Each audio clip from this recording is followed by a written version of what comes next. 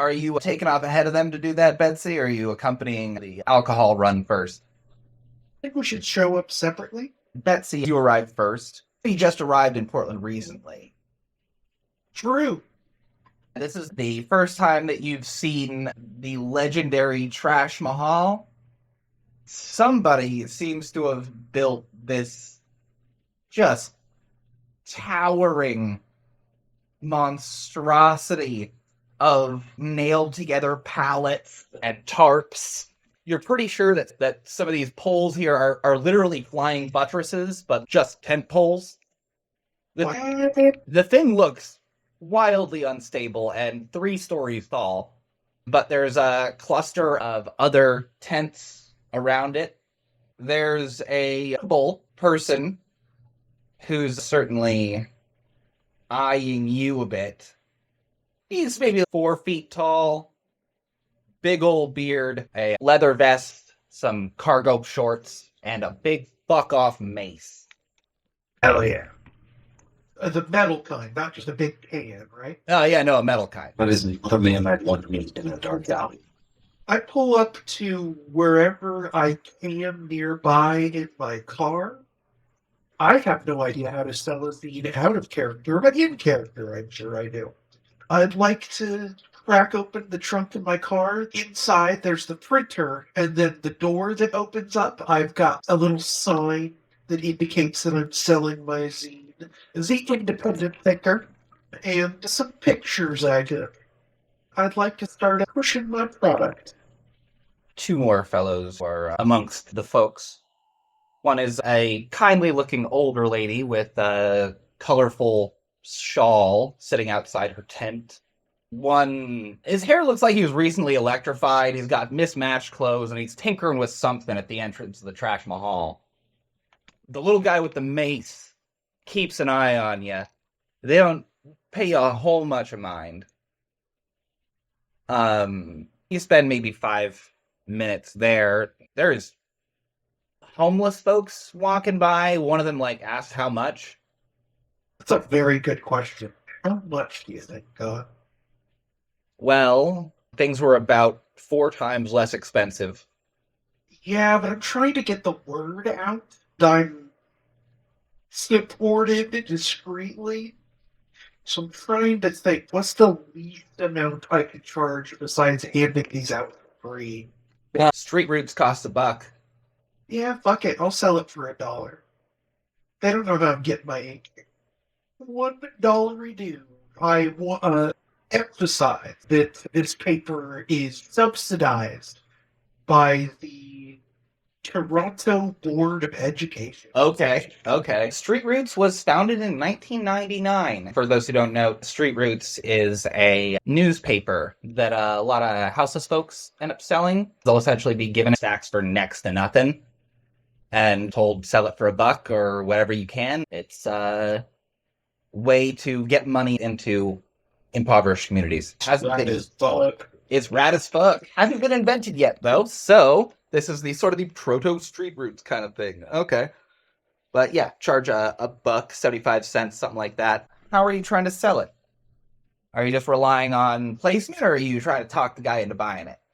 I think I'm trying to push the fact that this tells you what the man doesn't want you to know. He will pick one up and flip through it. Seems interested, but he's not going to buy it. That's fine. He's reading the articles. In fact, he walks away with it. I sigh exasperatedly and try and make up my fake loss by selling to the people around me even harder. This is when John and Ollie show up. I try and sell them, explain why they come over to me. You read my mind. I was just about to say the same thing. You're selling it, Betsy. Ollie, as we've established, is not a great liar. Drunk. And drunk. Okay, this was not what I brought you to here. Okay, come on, no. I get them to come to me. You go to them. No, I'm not going to them. That was the entire point of this. The older woman in the colorful shawl sighs, gets up, and starts walking over to you. I'll grin wide and say, I'll show you how it's done, guys. And get a copy of the independent thinker to hand them. John is making a very disgruntled face. This is not what he was hoping for. Polly is rambling about how beautiful it all. It's just completely lost on what the initial goal was and wandering towards the woman like staring at her doll. As she walks up, she's got that kind smile. She looks at your paper, picks one of the zines up, glances over at John. John will sheepishly wave.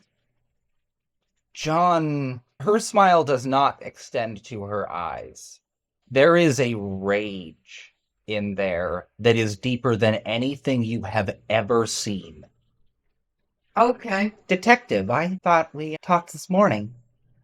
I don't mean to intrude. These are some colleagues that I've got that are deeply involved in the case. We've got missing siblings. He's trying to find these girls with the kids. They've been around here, and I don't fucking know. I'm not trying to get anyone in trouble.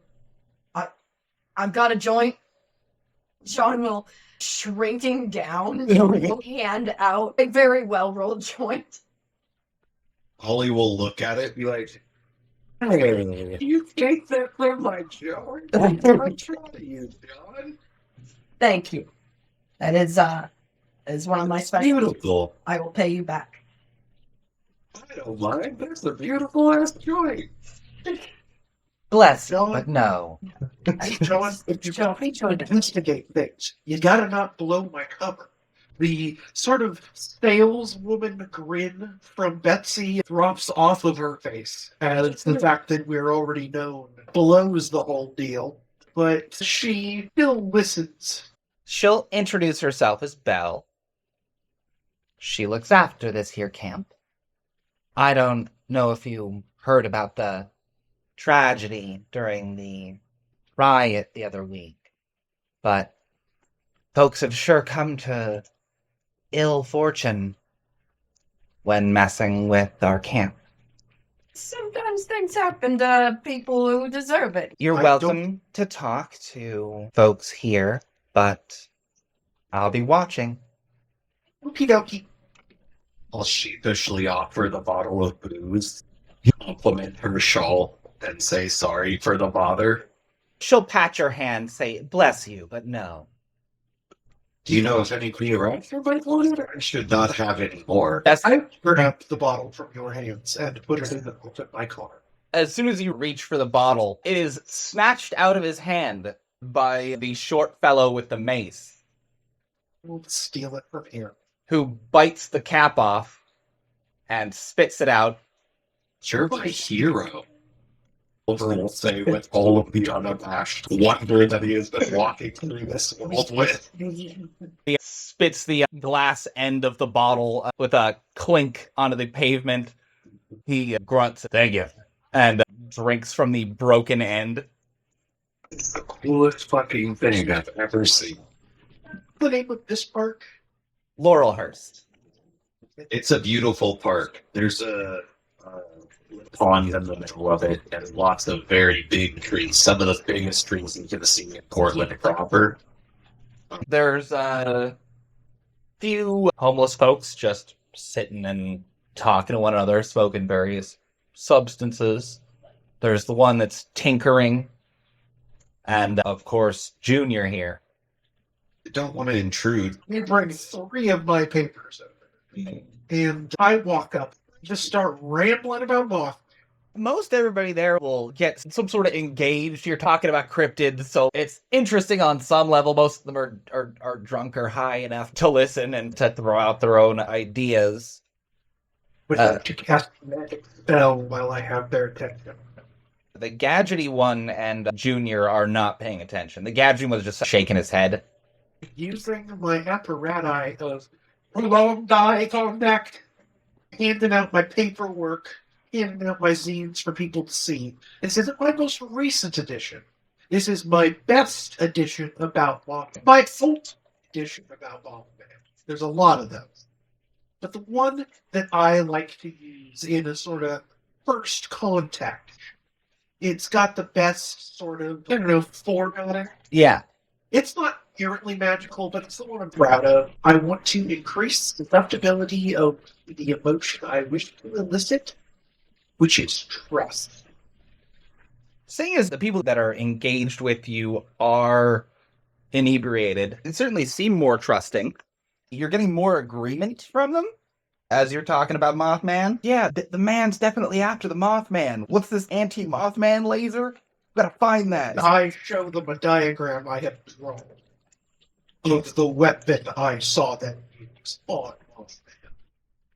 I tell them they can keep that. They can keep this paper. I've made copies. I'm here investigating the BEP. If you see anything, say so. Up the map? And let me know if you come across this device. It's a very vague drawing of a sci-fi gun. It's a cannon that straps to your shoulder so that your whole body takes the blast. Let me know. I am paying for these. Then I would like to transition into vampire talk. Ollie and John, the Tinkerer guy, stands up, looking pissed. Takes a few steps towards Betsy and the crowd. Belle, with her colorful shawl, puts a hand in front of him to get him to stop. John, you catch a glimpse of somebody about 4 feet tall coming up behind Betsy. You mention vampires. How do you transition to that?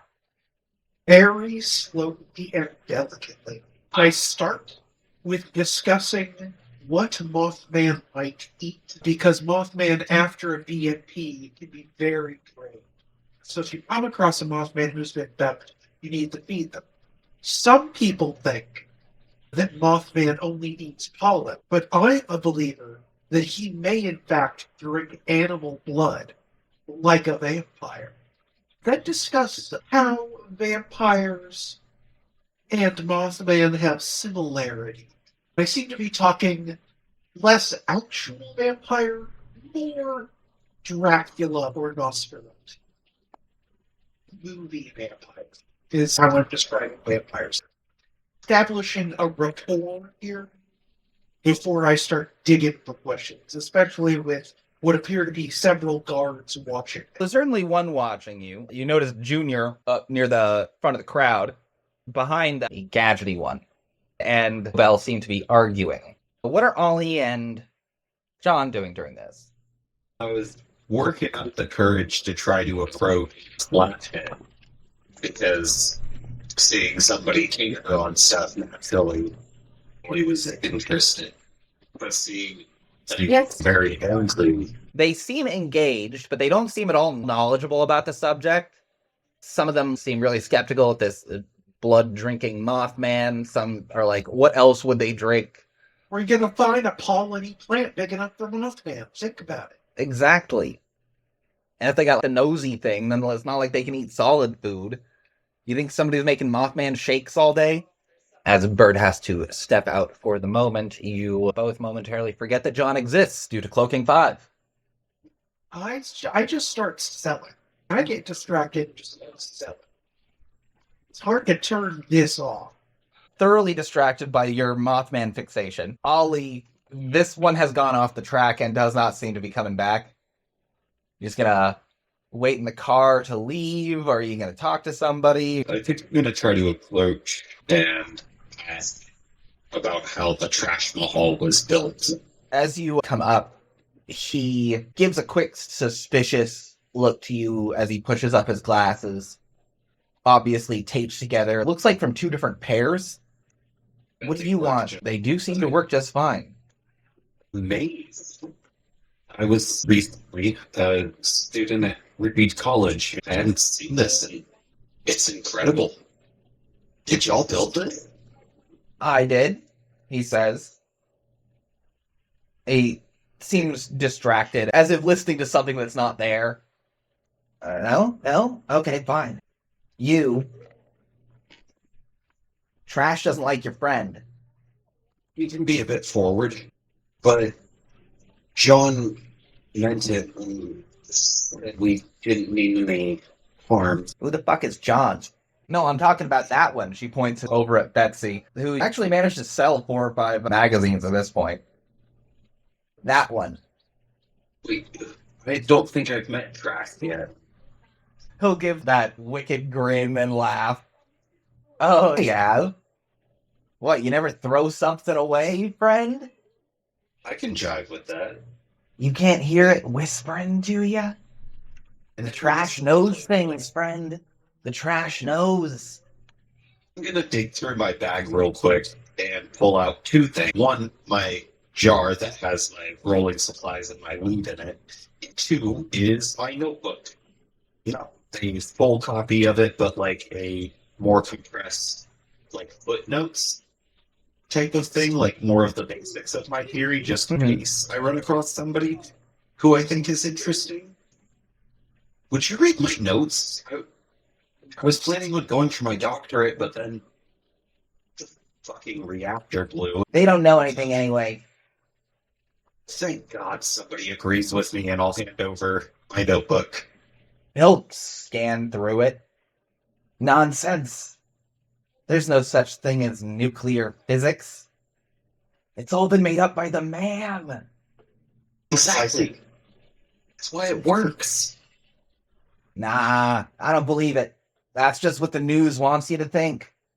Nuclear reactors powered by some sort of forces tinier than grains of sand. Nah, I think it's evil spirits. That's what they got in there. That's why you can't go near the reactors. It's not radiation poisoning. He gets a sharp glance from Belle. It's corruption. Bad things. He'll hand you your notebook back, glancing back over to Belle. I'll whisper that and looking around very nervously. I'm afraid to even push the words out of my mouth. Slowly try to describe not everything I saw yesterday, but in the reactor specifically, something's not right. Do you mention the spider things that attacked you in the hallway? No, I only mention what happens when getting close to the reactor. Where you got to talk to us? Yes, but also just the fact of the rift, the quakes that were happening, like the reality quakes would be probably how to describe it. Belle will pat you on the arm. That's not for you to worry about, love. And in a low voice, let them that can handle it, handle it. Whisper back. More capable than I look. My theories are sound. I want to help. She does too. It's just... Your theories are theories. They perhaps reflect an aspect of the truth, but do not be so arrogant as to think that they are the truth themselves. No. Of course not. That's what I want to find. Because something very bad is going to happen. And why have you come to us? Are you? Who are you with? Just a college student that's in way over their head. Then I would suggest that you apply for a transfer. She'll pat you on the arm again and then walk back over and sit on her little lawn chair next to her tent. Start knitting trash bags into something. Pretty sure she's knitting trash bags into a larger bag in which she's holding more trash bags. Infinite trash bag. You've worked this crowd for a little while now, Betsy. Nobody here knows a damn thing about vampires. You're pretty sure that they would have told you if they did. In fact, they told you a lot of stuff, but most of it's from movies. That's fine. Would you be willing to give me either a name or some descriptions of 1 or 2 of the people who seem most interested in the kind of stuff I write magazines about? Yeah, you could probably turn one of these people into contacts or spies. Just for now, I'm committing their faces to memory. Yeah. Remembering their gear and what their kind of special interest is. David seemed particularly interested in the abandoned nuclear bunker, supposedly underneath one of the hills in Portland. John has finished his cigarette, walked back over. Suddenly you all can see him again. Jesus Christ. As you walk up, they both jump. Hello.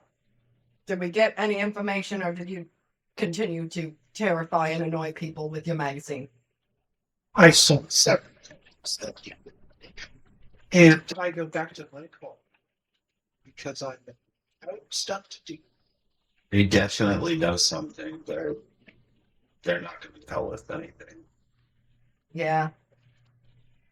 I want to run back up real quick and ask if Tinker would like to hang out sometime and like maybe do science stuff. I have access to a pretty cool lab. Sometimes on weekends, if my boss will let me. He'll give half-mad smile again. Science? Man, I don't do science. We could tinker. Yeah. I don't technically do science either. Well, not anything that anybody else would agree is science. I'll try to think of a project. Swing back sometime. Don't push it, he says.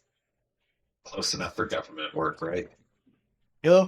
Well, John has disappeared again. So I assume we walk back to the car. We're like babies with no Jonathan permanence. Yeah, exactly. There's no Jonathan permanence.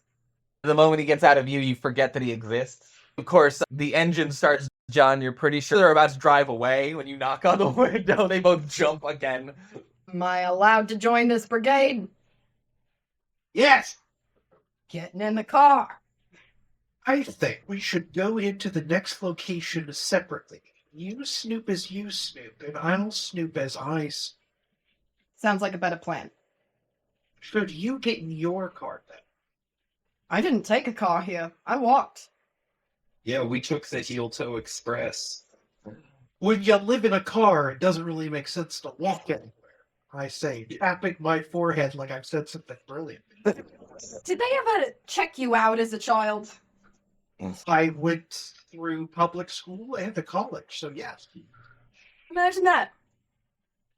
I have a bachelor's in photojournalism from the University of Johnson. What is your next destination, Betsy? Burnside Skate Park. Alrighty then. Bit of a walk from here. We could hop on the bus, though. I think there's only one transfer max. 25 minutes. Yeah. Which is perfect. 30 minutes is far enough away to be, like, not entirely noticeable. My thought process, I don't know how y'all feel about that. Makes sense. That works. Yeah, I think that's doable. So, Betsy, you arrive at the skate park and set up shop. There's a few houseless folks parked around, a few in their tents, and of course, a good half a dozen skaters rolling around the park.